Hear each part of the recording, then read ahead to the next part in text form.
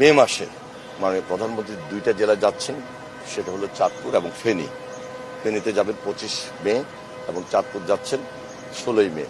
চাঁদপুরে মাননীয় প্রধানমন্ত্রী যাচ্ছেন, অনেকগুলো কর্মসূচির মধ্যে খাল খনন কর্মসূচিও থাকছে এবং সেখানে তিনি খাল খনন কর্মসূচির উদ্বোধন করবেন। সারা বাংলাদেশে ইতিমধ্যে যেভাবে তিনি যাচ্ছেন খাল খনন কর্মসূচিকে প্রায়োরিটি দিচ্ছেন।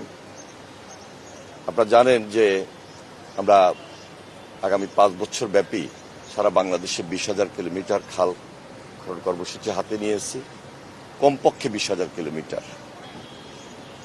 এবং সেই অনুযায়ী তিনি ইতিমধ্যে কয়েকটা জেলায় গিয়ে খাল খনন কর্মসূচি উদ্বোধন করেছেন।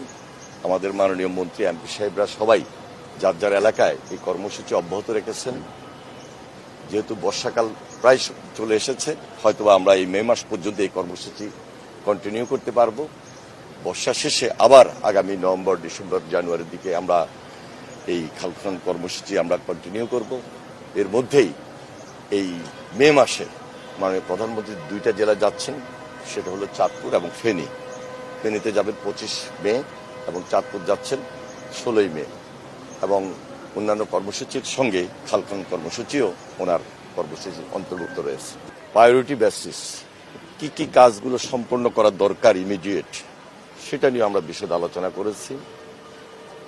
কারণ এই পদ্মা ব্যারেজটি বাংলাদেশের 1/3 জনগণের সুবিধার্থে প্রয়োজনে খুবই গুরুত্বপূর্ণ এবং জনগুরুত্বপূর্ণ বিদায় আমরা আমাদের যে নির্বাচনী অঙ্গীকার ছিল, মাননীয় প্রধানমন্ত্রী নির্বাচনের আগে রাজশাহীতে এই প্রজেক্টটি নিয়ে কথা বলেছেন, প্রতিশ্রুতি দিয়েছেন এবং এই প্রজেক্টে আমাদের নর্থ বেঙ্গলের প্রায় 24টি জেলার জনসাধারণ খুব বেশি উপকৃত হবেন।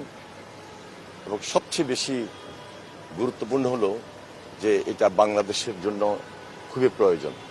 শুধু ইরিগেশন না, সকল দিক বিবেচনায় জনস্বার্থে এই প্রজেক্টটি, এই প্রকল্পটি সারা বাংলাদেশের পানির প্রবাহ, ভূগর্ভস্থ পানির লেভেল, মৎস্য চাষ এবং কৃষি প্রধান এলাকা হিসাবে সব দিকে সবাইকে আমরা কিভাবে সমন্বয় করতে পারি সেই দিকে আমরা বিশেষ নজর দিয়েছি। এবং আমরা আশা করছি যে আমরা এই প্রজেক্টটা খুব শীঘ্রই একটা মিটিংয়ে উপস্থাপন হবে, আলোচনা হবে এবং সিদ্ধান্ত গৃহীত হবে। এর বাহিরে তিস্তা মহাপরিকল্পনা, সেটি আরেকটা গুরুত্বপূর্ণ প্রজেক্ট। এই প্রজেক্টটি নিয়েও খুব প্রাথমিকভাবে আলোচনা হয়েছে। যেহেতু এটা ফিজিবিলিটি স্টাডি ইতিমধ্যে চলছে, আরও বেশি স্টাডি করতে হবে। কারিগরি দিক, সমীক্ষা সবকিছু বিবেচনা করে আমরা কি বেনিফিট নিয়ে, কি বেনিফিট দিয়ে ওই এলাকার মানুষকে, দেশবাসীকে আমরা সম্পৃক্ত করব, সেই দিকে আমরা বিস্তারিত তুলে ধরেছি, আলোচনা করেছি। এতটুকু পর্যন্ত আজকে আমাদের আলোচনা ছিল।